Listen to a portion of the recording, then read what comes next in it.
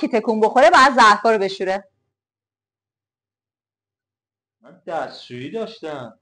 دستشویی داری؟ بله. میخواستی نداشته باشی. حالا این ظرفا چقدری هست؟ یه خلوار ظرف دیروز جمع شده. بیرونم یه دونه قابلمه بزرگ، اون برم قابلمه های کوچیک و اینا مال دیروز مونده همجوری. ای بابا. جمع کردم واسه این چالشمون. تکون ریزم نباید بخورید ها. آرتین خسته شدی؟ نه. تو هم باید ظرف بشوری یا صندلی میذارم زیر پات باید به ظرف رو بشوری.